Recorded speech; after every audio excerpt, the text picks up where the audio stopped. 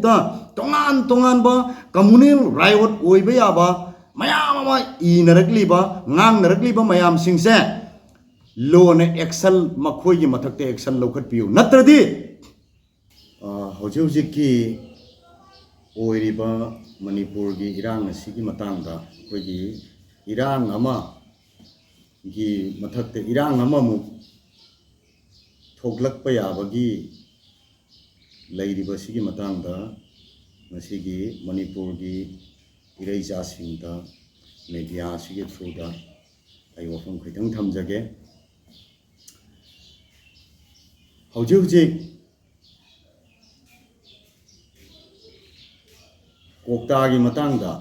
मोइरांग लमखाईगीदा थोकलिबा थौदोग असि कोइगी थोगनिंगदबा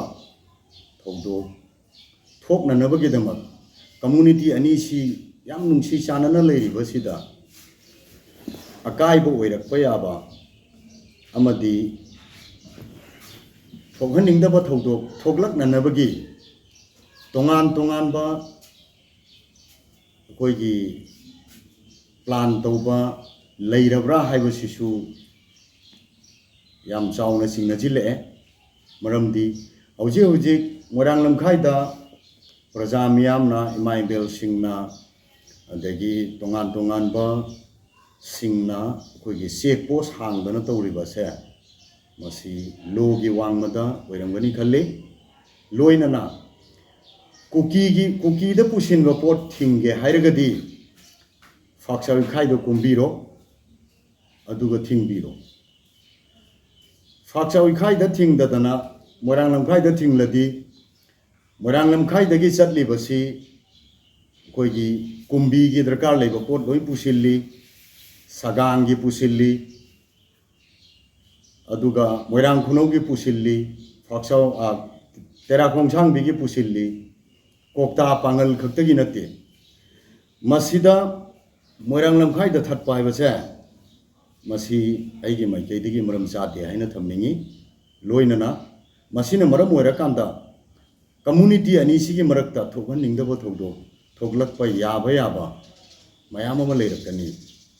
असी तौहनिंगदे तसेंगना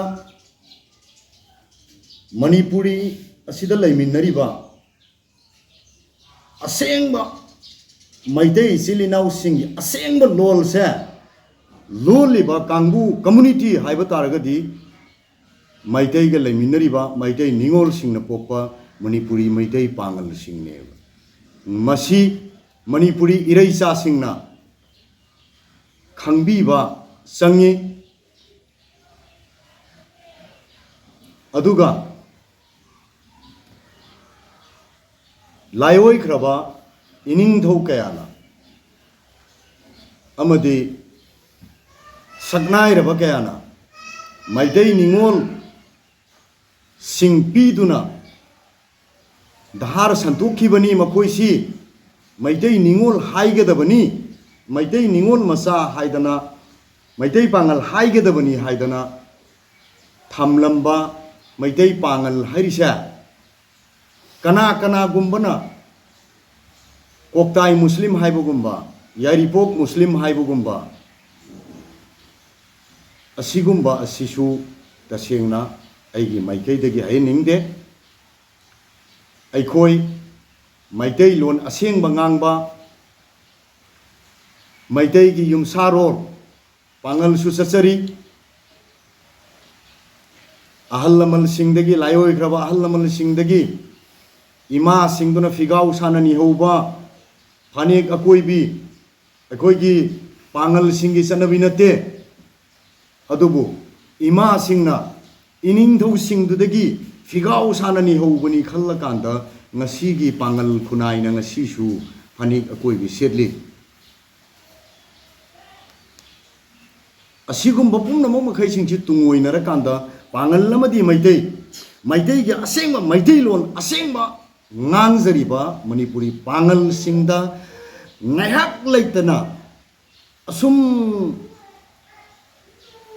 tongan ba singna injil laga tawbra haibagi singnaba yaba thaudok kya thoglak pase masi taseng na thogan ningde matung thogan biganu thok tananaba honaminasi Moirang Lamphai da thingbiganu Phaksawi khai da kumaga thingbiu checkpost hangbiu Moirang Lamphai da thingadi kokta praja pangal amadi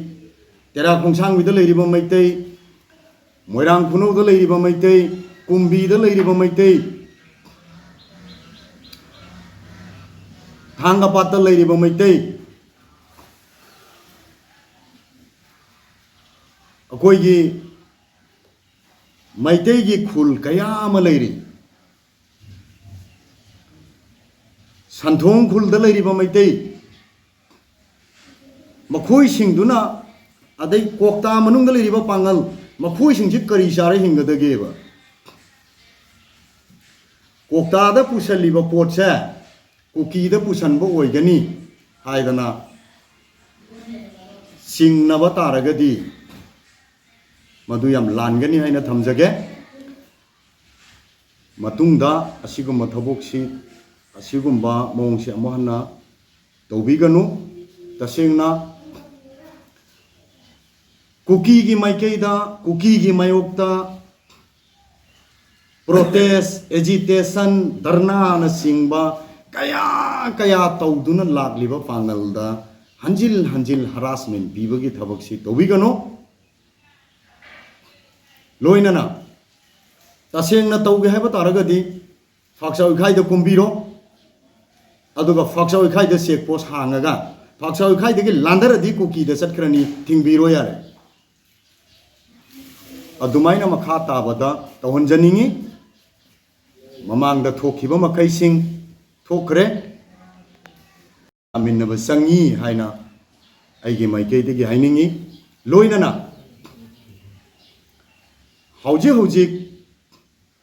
community amakhakna adum community khuding makta khanaba adum hauraga leibase masisu angakpa amaneba center na yaraga thamlibra tawhallibra community ama kuki hariba community asina kuki hariba community asigi manungda su indigenous people yauri makhoi da illegal immigrant tongan ba sangak pa singduna insil lakanda manipur da irang thogali beche masi muthat padu akoi punna honamin seba kuki hariba kangbu asina nagada muk sangjal na kaptana mi khra mo hat kani maitei da muk tawgani pangal da su tawi adubu pangal di makhoi ga onsin na deba mori da kaya pangal masa faraga fure Surasanpur da pangal masa kaya faraga fure adubu akhoi di halli ba huji phawada aduna asigumba kanglup khuding makta khanaba hauduna to leiba kanglup sa masi para tambiba matam oire haidana kanglup ohum sina khallaktuna yut ngakta thoklakpa mikup turaba sarkar sina ngai gadorisi maitai khaki arambai tengol gi yut khak nateba manipur da yut leirise naga gi su yut leba pangal gi su yut leba community ohum sigi yut ohum si thokla aga one way da one unity da lak paduraba center amadi state government sina ngai risi athuba matamda atenba matamda manipuri sarkar amadi state government center government na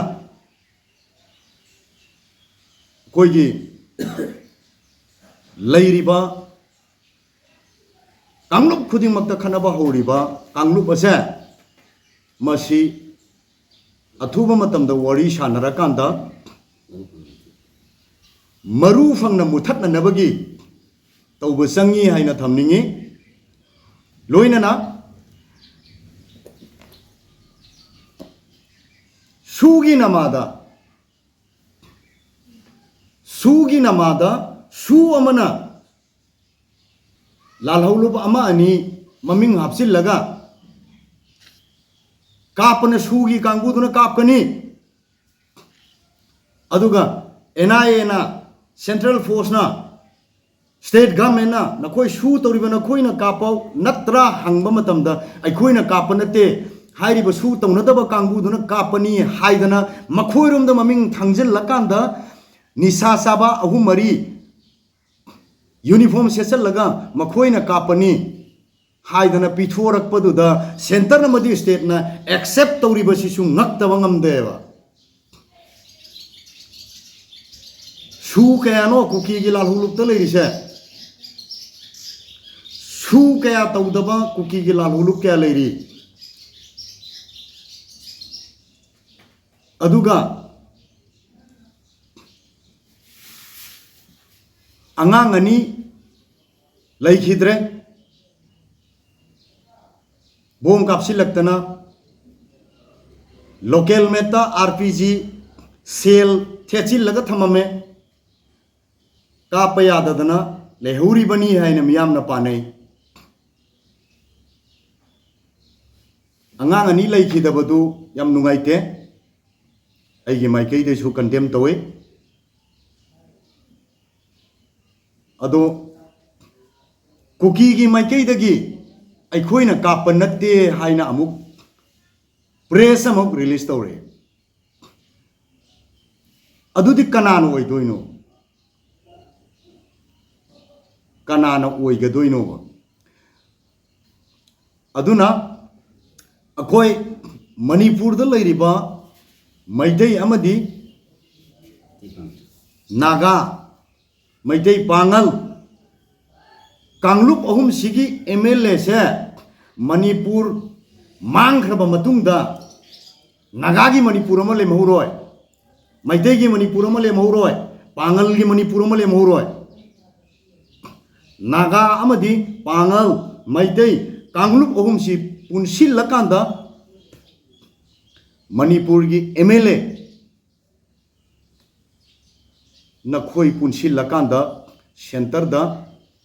wari sanaba sangeba BJP gi candidate singna BJP gi MLA sing khakna center tainaba dudi yaroi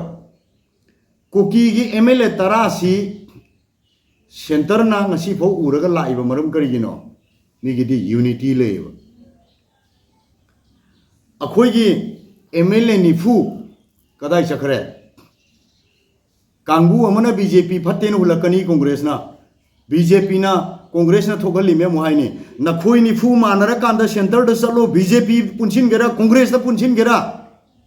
party ko laga laigano party ko laga laibaduna manipur se mangra kanda nangi congress tu na manipur na sabu kan biroi nangi BJP tu na sabu kan loi ningsing biyo MLA oiramba kaya minister oiramba kaya Bangladesh tane over bridge da yan khibodo public na youth na tangkak to manipur su yoru oi haningai lete manipur mang khigadaba manipur mut khradaba oradi manipur kalhauna na bagidama phajum set pa youth kaya khongau set pa youth kaya furit segai ba youth kaya sample tung da ba youth kaya thoklak pa mikup tura ngasi ge elected person MLA sing na ngai risa nakhoi ni fu punsilo aduga center da tangno kuki kayam koina center na thambano yengo ba kuki ge MLA tara ge wane accept torga manipur ge MLA ni fu gi wane accept tawdri se nakhoi ni fu mana deba nakhoi mi nifu na manaba mikup to adugi mikup tu ni center sarkar na ngairam doi siso aduga makha tarak pada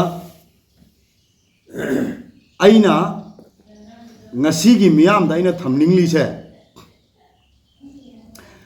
kana gumba amana pangal lamaga maidei amaga khanara mena lauseba kangdo namada punna himi nariba punna tumliba matai manau ani do adusu funari baneba maitai ga pangal ga ani sisu फुनरक यावगनेबा खनरक यावगनेबा खनरक तारगदी खनरीबा अनी से मैतैन उरसु अनी दुगी विचार तौबियो पांगल दुगी मिचंग चंगबिनो मितै दुगी मिचंग चंगबिनो पांगल न उरसु अनी दुगी विचार तौबियो पांगल दुगी मिचंग चंगनो मैतै दुगी मिचंग चंगनो अनी दुगी support लेतबिदा अनी दुगी विचारदा अनी दुगी जस्टिस पिन नबगी दमक पीपल अखोय लेसेबा अदुगा मफम अमदा मैतैगा पांगलगगी करीगुंबा म थोएना खलसु थोइबो मफम दु करीगिनो कमाइना थोगलेइनो करम्बा फैक्टर दगी हौरइबनो येंगदबिदा फेसबुक ता तोंगान तोंगान बा कम्युनल राइट ओइबा याबा मयाम अमा इनरकलिबा ngang मयाम सिंगसे लोन एक्शन मखोइगी मथकते एक्शन लौखटपियो नत्रदि मणिपुर मई चाकनेबा पांगल न हायरे फारग जेल दा थंबियो मैतै न हायरे फारग जेल थंबियो नाकल अनिमक सिगिदा तोंगान तोंगान बा कम्युनल ओइबा याबा हक्ता नाकल अनिमक सी ई ताबा मखै हानरक याबा वही वता सिजिनरिबा मखै सिंगसे लोन थिंबियोबा मसी सुम थादोगा लेरदी नोंमदी मणिपुर मई चाकनरकनेबा अदुगा अमना मैहौ लांगपुक की मतुंग इन्ना कम्युनिटी अनि इरांग थोकले मैतै की ओइगेरा पांगल की ओइगेरा नागा की ओइगेरा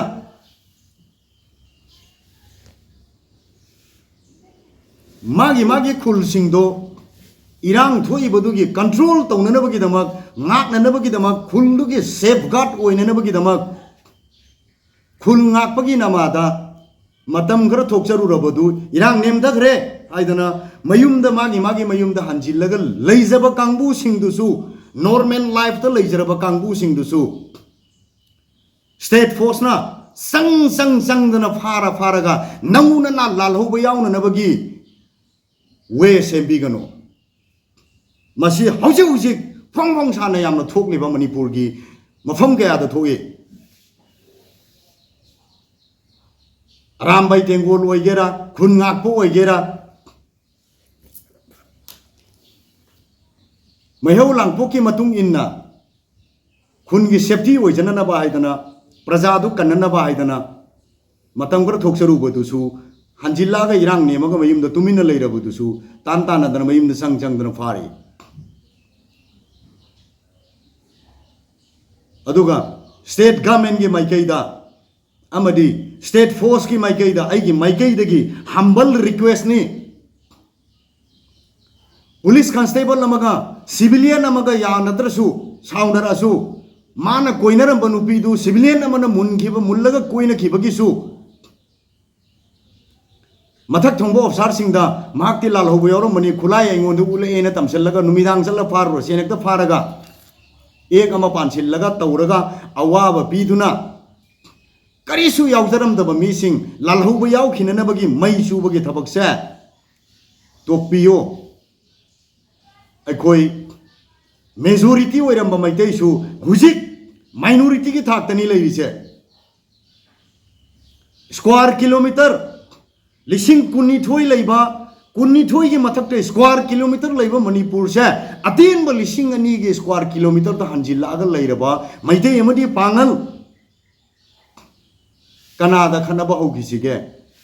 मैते गा पांगल गा अनीसी खना हल्लकांदा करी करी खुदुंग साबा लौगे हाइदना इनसिनबा लेरबरा हाइबसिसु यम साउना सिंग चिंगनरेबा अदुबो नसीगी मैते इसिलिनाउ सिंग नसीगी पांगल इसिलिनाउ सिंग ज्ञान तामिनसी कना कना गुंबा कांगलुप कया नत्रगना तोंगान तोंगान बा पॉलिटिकल की लीडर सिंग ना इलक पर थ्रेट संगुइसे पॉलिटिकल की लीडर सिंग ना मणिपुर से मचे तरा थोना थुगाई गदौरे अखोई सेक्शन बुसंगे अदुगा अरुइबदा इना थमजनिंगिसे नखोई निफु लिंजेन मानो हौजिक पालिबा सेंटर के सरकार असिना तौब लोइनबक ngambaniना नखोई निफु मानरबा मतुंगदा सेंटर द सत्तुना प्राइम मिनिस्टर उनदुना अमित शाह उनदुना होम मिनिस्टर उनदुना मणिपुर शांति लेनबगिदमक नखोई निफु यूनिटी मद वन वे मद सल्लकांदा मणिपुर पुंखाय मद शांति थंबा याय कांगबू मना पॉलिटिकल पार्टी की वांगांग लेनी कांगबू अमना सरकार की वांगांग लेनी कांगबू अमना पॉलिटिकल पार्टी की वांगांग लेगनी अदुमाइना नखोइना तोंगान तोंगान मो पॉलिटिकल पार्टी सिंगी वांगांग लेबदुना मणिपुर से तोंगान तोंगान काइगदोरि मेर अदुगी मिकुप्तु ngaiganu ipa ipu singna yamna wana kallaga thawai kya thakhraga British की मखुत की मणिपुर 1947 दा मणिपुर निंगतम पोरखिबने 1949 दा इंडिया दा मणिपुर तिनगिबने थवाई कया थाखिबने अथौब कया इपा इपु कया अथौब कया इपा इपु कया थवाई कटख्रबने अदुगा मणिपुर कलमबनी नंगी नंगी खुदोंग साबा येंगाकांदा मणिपुर मचेत कया थोकना थुगाई के खनगनो नागा मैतै पांगल कांगलुप कया असिगी यूथ सिंगना थोकलक्पा मिकुप तुंग ngaige hairadi noi punsin dabida layo political tongan tongan basingi wangang galayo adu ngairaroi hairagana manipur kanbak pamagana nakhoi ni fu punsin naraga center da satlaga center gi leadership sing unaduna Manipur कन्नबगी वरी साव अदुगा नखोई पुंखाय मगी मनुंग मणिपुर शांति होइनी अदुगा आईडीपी सिंगी मतंग सिदा हौजे हुजिक लैरिबो सरकार असिना करिगुंबा आईडीपी सिंग इरांग लोशन गे हरदी आईडीपी सिंग कुकी गे आईडीपी सिंग पुसिल्लादा बतालेलमना कंट्रोल तोलगा थमो मैतई के आईडीपी सिंग कुकी के मनाक्ते पुसिल्लगा बतालेन कयाना कंट्रोल तोरगा थमो मदुदा अहानबा हौरकपा कम्युनिटी दो मदु मरु फंगना तानो अदुदी तौददना मरोम दुम ज्ञान तारकपा ngaibदुदी इम्पोसिबल 1992 दगी हौरगा लाखिबा कुकी गा नागा गी solution ngasi phugo purakhrabra makoi da thadu aga solution puraknaba makoi masen yanarak pa ngai bududi manipur loibana hangani afung made state ki khulai pairiba state force makhaina power tawragai kuki gi idp sing puraga thambangam daba power tawra makhoi da leiriba power sing du sijin naraga maitei gi idp sing kuki marakta puraga thambangam daba sarkar du di tokthoko aduga loinana asumai tawdana aigi phongdok ningba wafam kaya phongdok pa phanghanna bagi damak lengbirakliba media gi silinau sing aina aigi maikei dagi hainingai leitana thagat pa phongdok sari loinana electronic media pumnamak pusu tongan tongan ba media pumnamak pusu aigi maikei dagi thagat pa phongdok sari loinana masida aina media gi through da wafam khara thamjaba sida kariguma soi ki lan ki yaw ba taragasu tabiriba amadi yengbiriba ireisa pumnamakna ngakpina nabagi damak Noluk seri.